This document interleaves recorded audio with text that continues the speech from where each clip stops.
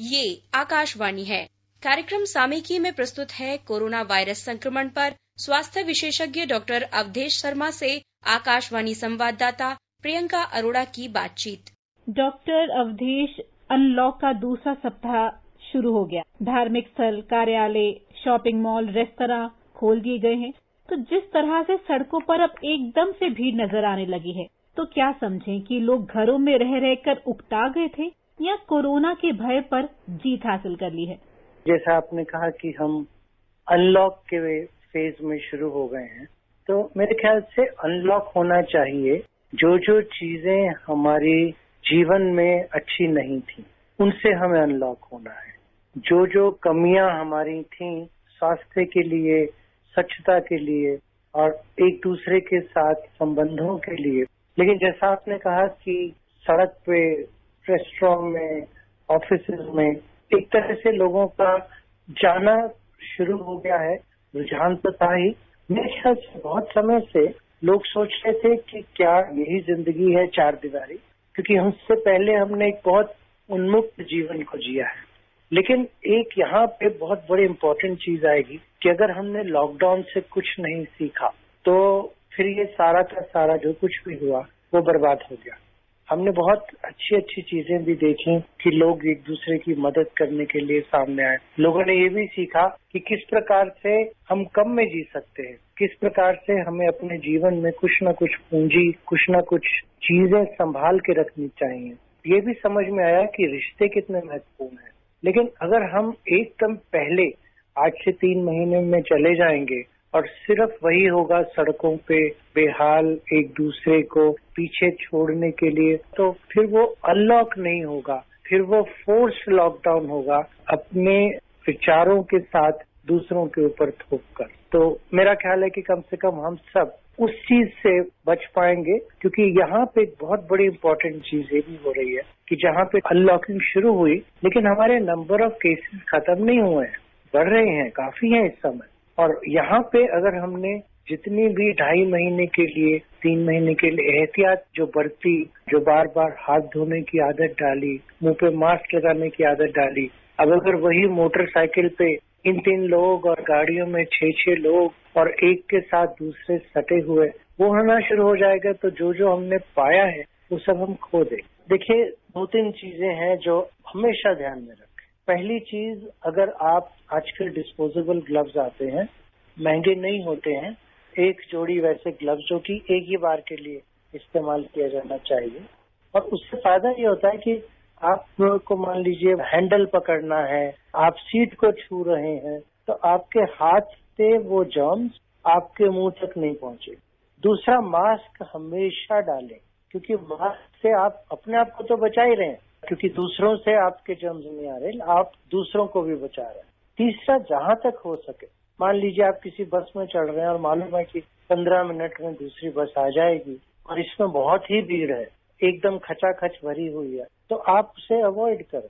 आप दूसरी बस में जिसमें कि थोड़ा सा लोगों में आपस में डिस्टेंस हो, एक दूसरे से दूरी बनी हुई हो, वो अगर आप करते हैं और फिर आने के बाद कपड़ों को अलग रखते हैं, नहा लें, तो अगर आप इन चीजों का ध्यान रखते हैं, आप इससे आसानी से बच सकते हैं। बिल्कुल सही कहा डॉक्टर आपने। तो हमें सावधानियां जो हमने सीखा है उसको बरकरार रखना है। और जैसे आप कह रहे हैं कि आंकड़ों में कमी नहीं आ रही, और देश भर में अगर आंकड़े देखें तो पिछले 5 दिन में लगभग 50,000 मामले आए हैं। हालांकि रिकवरी रेट 48% से ज्यादा ही है, पर अब भी ये आंकड़े कहीं न कहीं मन में डर तो पैदा करते ही हैं, उसको निकलने नहीं देते। तो ऐसे में क्या किया जाए?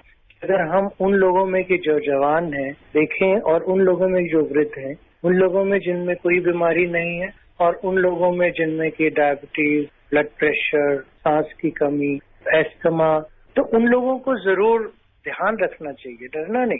डरने से कई बार क्या होता है कि समाज की कई और तरह की कुरीतियां जो हैं वो निकल के आ जाती हैं, स्टिग्मा होना शुरू हो जाता है। लोग इसी कारण से, क्योंकि उन्हें डर होता है कि दूसरे उनका तिरस्कार करेंगे, वो आगे आके ना अपने बारे में बताते हैं और उनकी वजह से और लोग भी पीड़ित हो सकते हैं। तो डरने की जरूरत नहीं है अगर आप एहतियात बरत रहे हैं। ये एक सामान्य तरह की प्रॉब्लम के रूप में भी ली जा सकती है कि जिसमें अगर सिम्टम आए भी तो उसका इलाज है।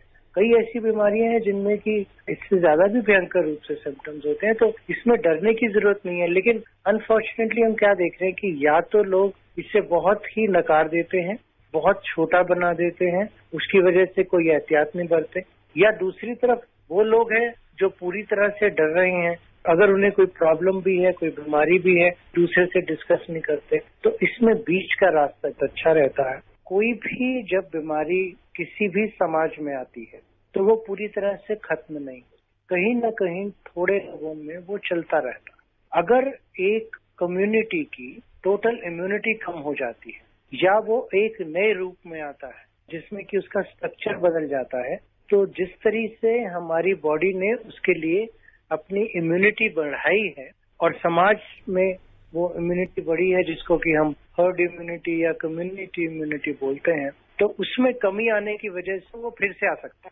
और इसीलिए हमें हमेशा सतर्क रहने की जरूरत पड़ती है। और आमतौर पे अगर आप देखेंगे तो ये केसेस तब बढ़ते हैं जबकि हम प्रिवेंशन के जो तरीके हैं उनको अपनाना बंद कर देते हैं या हमारी रोगों से लड़ने की क्षमता कम हो जाती है। और अगर आने वाले समय में देखेंगे तो धीरे धीरे जो कि ऑलरेडी कुछ हद तक हो रहा है कि एक तरफ तो लोग रिकवर कर रहे हैं, करीबन 50% लोग हैं जो रिकवर कर चुके हैं। डॉक्टर, सब्जियों से भी कोरोना से संक्रमित होने का खतरा रहता है, फैलने का डर रहता है? देखिए, सब्जियों से कोरोना अपने आप फैलने का कोई चांस नहीं है।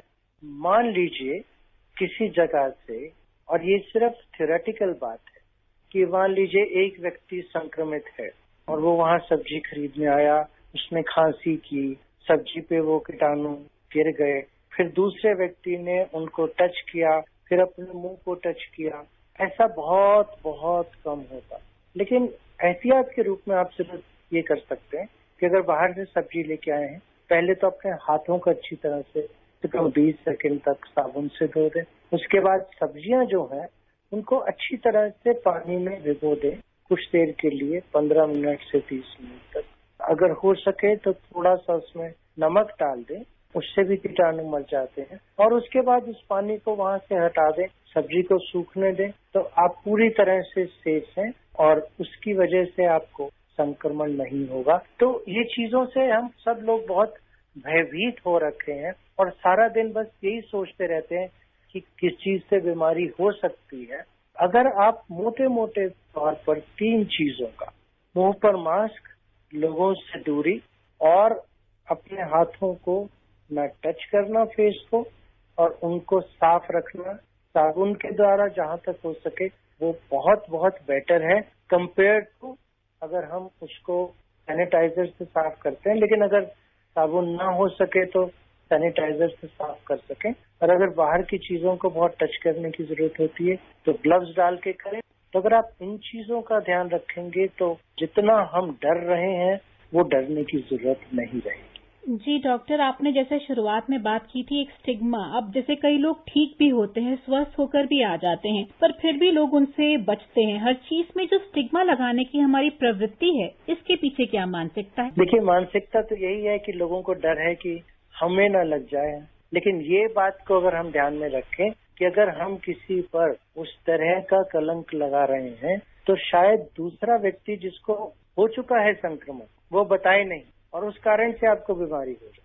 तो अगर किसी को है उसकी मदद करें, उसको एक्सेप्ट करें, जो सही इलाज है वो जरूर करें, लेकिन उससे अपने परिवार और जीवन और समाज का हिस्सा जरूर बने रहने दें। तभी हम इस चीज से लड़ पाएंगे, वरना हम आपस में लड़ेंगे और कोरोना जीत जाएगा। बिल्कुल, हमें आपस में नहीं लड़ना, कोरोना को हराना है और एकजुट होकर ही, सावधानियां बरत कर ही हम इससे जीत सकते हैं। बहुत शुक्रिया डॉक्टर, कार्यक्रम में हिस्सा लेने के लिए।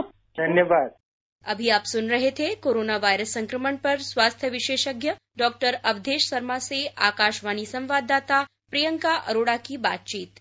ये कार्यक्रम आकाशवाणी के समाचार सेवा प्रभाग द्वारा प्रस्तुत किया गया।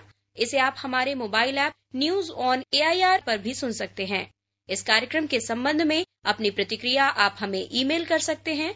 पता है airnsdtalks@gmail.com। ये कार्यक्रम फिर से सुनने के लिए लॉग ऑन करें हमारी वेबसाइट newsonair.com।